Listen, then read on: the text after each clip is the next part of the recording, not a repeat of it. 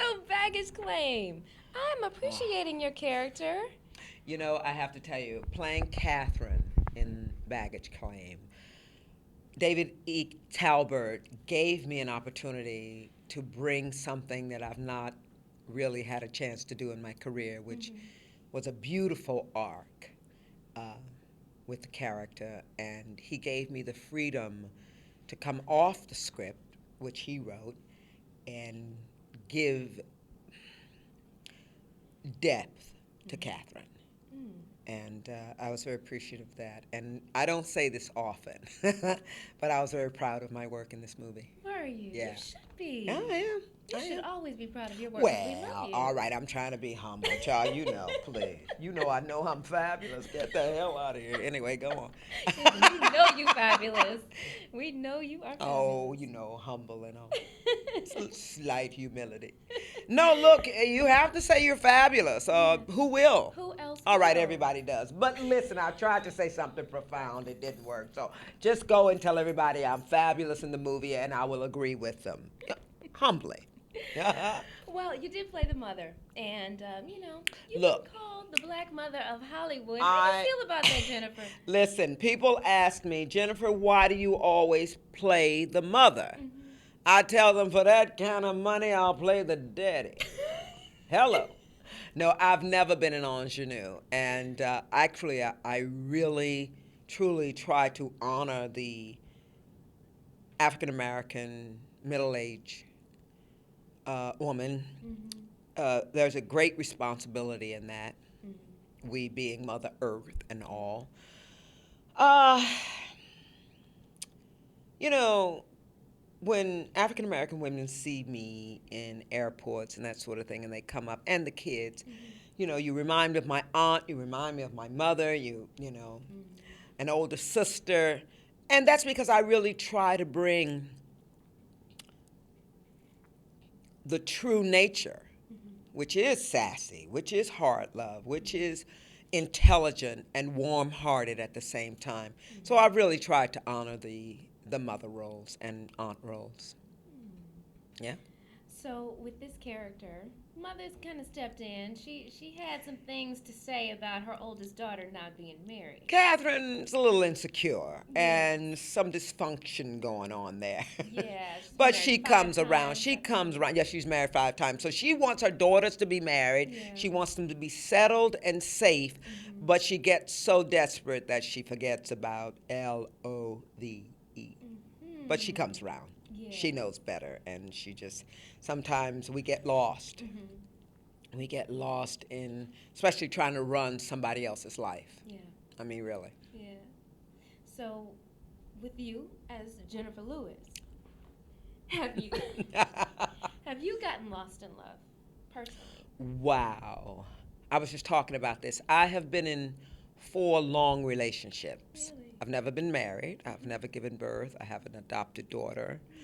I had her in a Big Sister, Big Brother program. I was a Big Sister for 5 years, and then her mother got multiple sclerosis and was unable to raise her. And, you know, I didn't know anything about being a mother, but I loved her. And, you know, we've had a journey. It's been up and down. The dynamics with Charmaine and myself have been very interesting, but we love each other, and I'm very proud of her.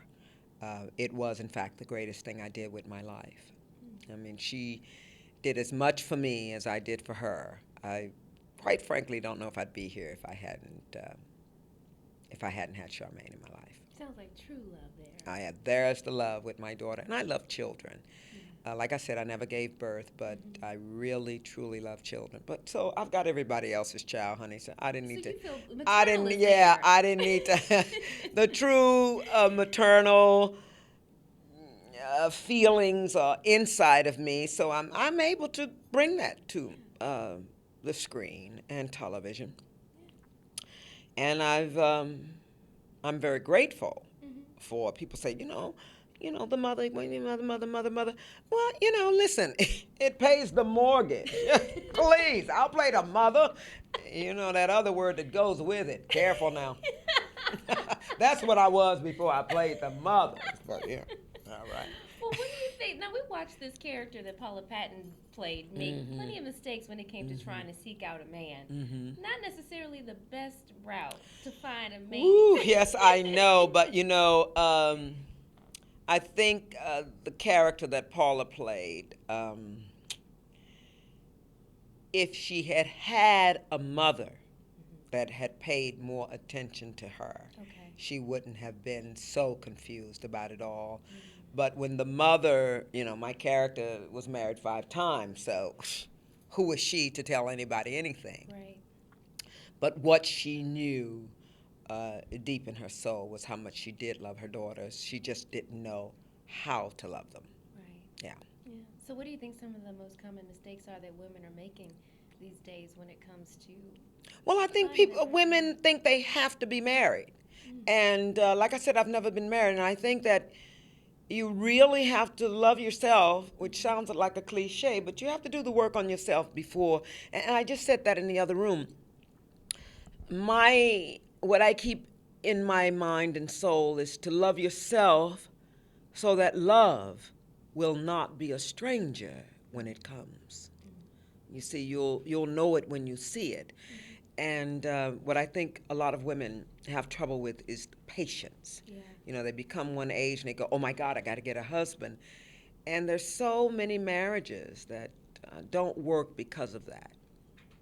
You have to know who you are. Yeah. And then you'll get somebody. You'll attract to yourself someone who knows who they are. Because, hey, baby, it's a big mistake to marry somebody that you really don't know. And I guess my advice is take your time. Yeah. Ooh, God, get to know somebody, honey. Oh, my God. Bring that divorce rate down in America by Absolutely. getting to know someone, right? I'm telling you, it's amazing. It is amazing, the divorce rate. Yeah. Well, you mentioned that you had been in several relationships long term. So, of course, that involved dating, I'm sure. So, I have to know, what was one of your craziest date that you can remember? My craziest date is the guy sat across from me at dinner and said, I'm gay. What? It was horrible. It was a horrible moment. Horrible. But you know what? I actually sat there and I cried. I did. And I said, because he said he wanted to have dinner with Jenifer Lewis. I said, no, I know. It was very sick and ignorant. But, and a girlfriend had introduced him. So I guess she just didn't know he was gay. It was a horrible, Oh, no. horrible thing. And but you ride the wave with life. Yeah. I mean, I sat there and I cried and I looked in his eyes and I said, you got your dinner with Jenifer Lewis? Can you take me home now? You son of a bitch. But anyway, look, we create everything we go through. And let's face it, there are a lot of gay men in and around show business. And you'll find yourself leaning over there, but you better lean back over here, honey, because what if I married this guy? Come on now. But those are not really the kind of choices I make. Once again, I've never been married. But dating, I've had some wonderful memories.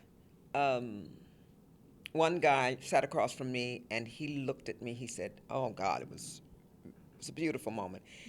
He said, I have struck gold. Wow. He said, I found a woman who's educated, beautiful, and talented.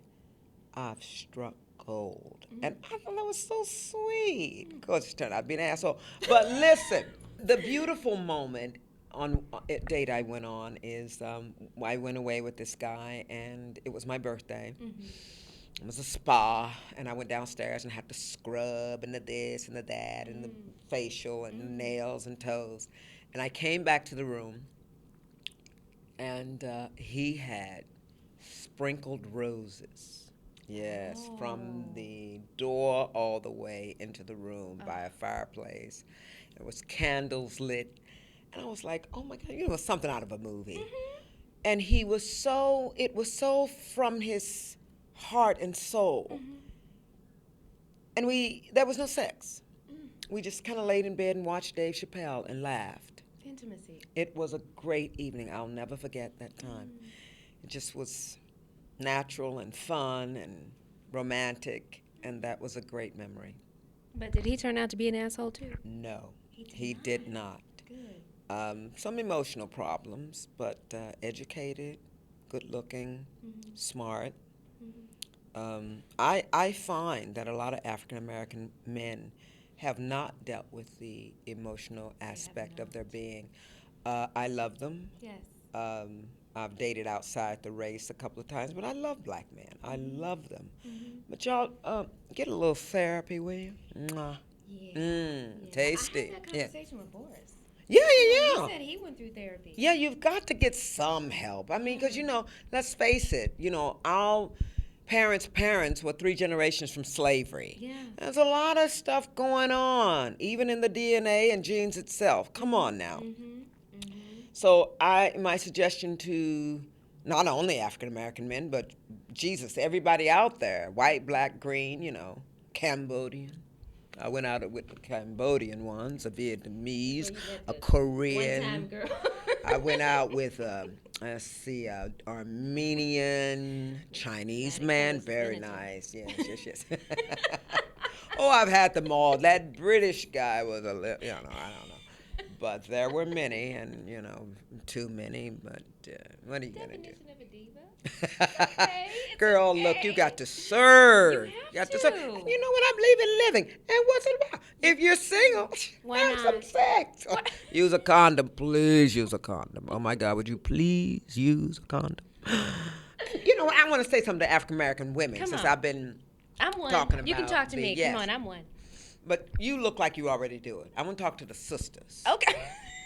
Take care of yourselves. Do you know 4 out of 5 African American women are either obese or overweight? Yes. I saw that statistic this morning. Yes. Yeah, push away that fried chicken and all those carbs. Exercise a little bit, even if you just walk 3 times a week. But take care of yourself. We're really losing the African American female, I won't say vocalists, well, singers too. But I really stress the fact that you take care of yourselves. Yeah. Drink a lot of water. Yeah. Exercise. Yeah. Stop putting all that shit in your hair so you can't get in the pool. Jump, my hair go back. Go natural, honey. Look, I'm happy with my nappy. That's right. And take care of yourselves. Fruit, vegetables. Let that fried chicken after church go. I mean, really, we need to stop all that unhealthy eating and That is so true. and thinking that that's okay because you put on a choir robe and hide it. You can't hide Not a health. choir robe, No, Jenifer. and look, I'm being honest. You go to church and everybody in the choir is fat, Everybody's and that's fat. it's not a But you're healthy telling thing the to look truth, at. though. Of course, I'm She's telling the truth.